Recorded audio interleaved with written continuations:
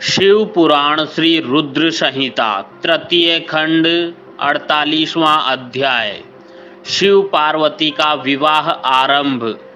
ब्रह्मा जी बोले, हे नारद, गर्ग मुनि की आज्ञा के अनुसार शैलराज हिमालय ने कन्यादान की रस्मों को निभाना शुरू किया। शैलराज प्रिया मैना जी सुंदर वस्त्र आभूषणों से सुसज्जित होकर हाथों में सोने का कलश लेकर अपने पति हिमालय के दाहिने भाग में बैठी हुई थी।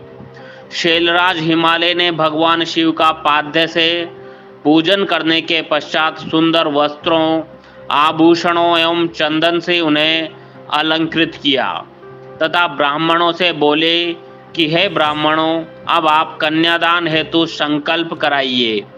तब श्रेष्ठ मुनिगण सहर्ष संकल्प पढ़ने लगे।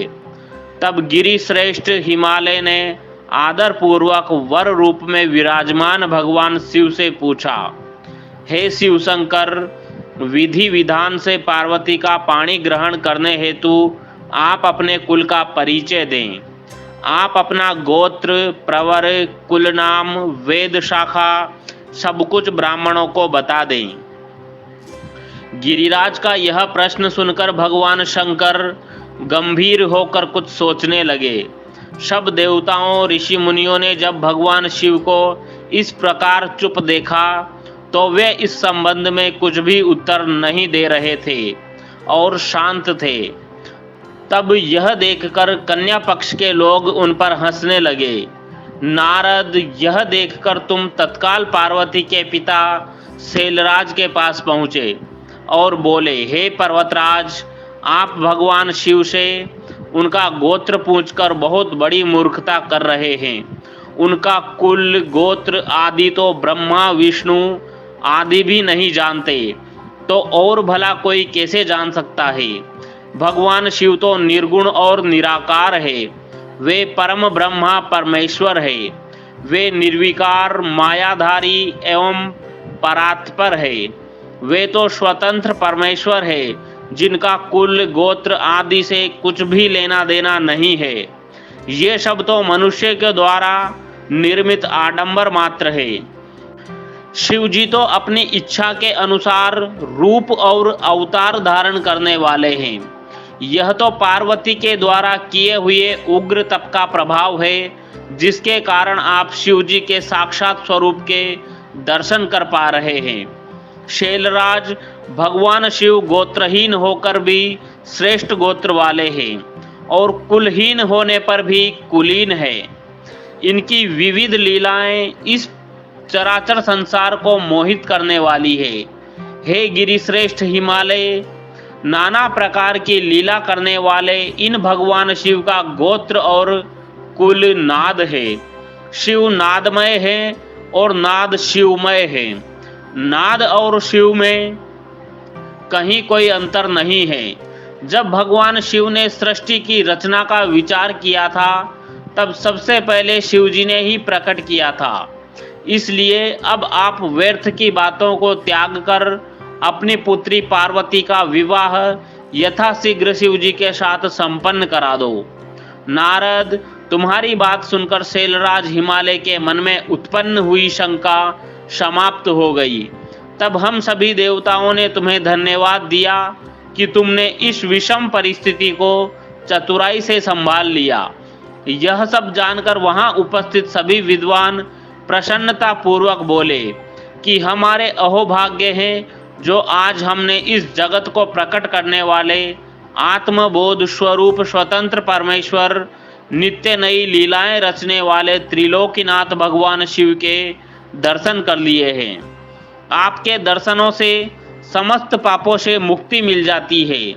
इस प्रकार सब मिलकर भगवान शिव की जय जयकार करने लगे। तब वहां उपस्थित मेरु आदि अनेक पर्वतों ने शैलराज हिमालय से कहा कि हे पर्वतराज, अब आप व्यर्थ का विलंब क्यों कर रहे हैं? जल्दी से अपनी कन्या पार्वती का दान क्यों नहीं करते? तब हिमालय मैना ने प्रसन्नता पूर्वक अपनी पुत्री पार्वती का कन्यादान कर दिया।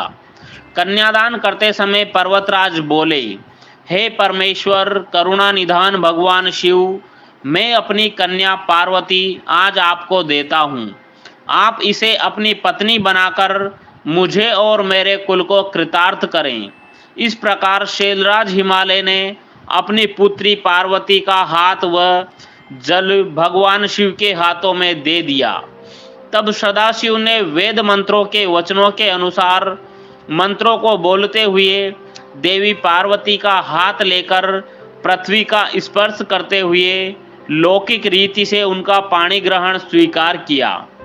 इस प्रकार गिरिराज के कन्यादान करते ही चारों ओर शिव पार्वती की जय जयकार की ध्वनि गूंजने लगी। गंधर्व प्रसन्नता पूर्वक उत्तम गीत गाने लगे और सुंदर अप्सराएं मगन होकर नाचने लगी। सभी इस मंगलमय विवाह के संपन्न होने पर मन में बहुत प्रसन्न थे। ब्रह्मा, विष्णु, इंद्र आदि सभी देवता भी बहुत प्रसन्न हुए। उसके बाद शैलराज हिमालय ने भगवान शिव को अनेकों वस्तुएं प्रदान की। रत्नों से जड़े हुए सुंदर स्वर्ण के आभूषण, पात्र एवं दूध देने वाली 1.25 लाख गौएं, 1 लाख सुसज्जित अश्व, 1 करोड़ हाथी तथा 1 करोड़ सोने जवाहरातों से जड़े रथ आदि वस्तुएं सादर भेंट की। उन्होंने अपनी पुत्री पार्वती की सेवा में लगे रहने के लिए 1 लाख दासियां भी दी। तत्पश्चात विवाह में पधारे अनेक पर्वतों ने भी अपनी इच्छा और सामर्थ्य के अनुसार उत्तम वस्तुएं शिव पार्वती को उपहार स्वरूप भेंट की। इस विवाह से सभी प्रसन्न थे। सारी दिशाएं शहनाइयों की मधुर ध्वनि से गुंजायमान थी। आकाश से भगवान शिव और उनकी प्रिया पार्वती पर पुष्प वर्षा हो रही थी। कल्याणमयी और भक्त वत्सल भगवान शिव को अपनी प्रिय पुत्री पार्वती को समर्पित करने के बाद शैलराज हिमालय और उनकी प्रिय पत्नी मैना हर्ष से प्रफुल्लित हो रहे थे। शैलराज हिमालय ने यजुर्वेद की माध्यन्दिनी में लिखे हुए स्तोत्रों द्वारा शुद्ध हृदय और भक्तिभाव से भगवान शिव की अनेकानेक बार स्तुति की। तत्पश्चात वहां उपस्थित श्रेष्ठ मुनिजनों ने उत्साहपूर्वक भगवान शिव और देवी पार्वती के सिर का अभिषेक किया। उस समय हिमालय नगरी में महान उत्सव हो रहा था। सभी नर नारी प्रसन्नता से नाच गा रहे थे। यह अध्याय यहीं समाप्त होता है। अगला अध्याय सुनने के लिए हमारे चैनल को सब्सक्राइब करना ना भूलें। धन्यवाद। ओम नमः शिवाय।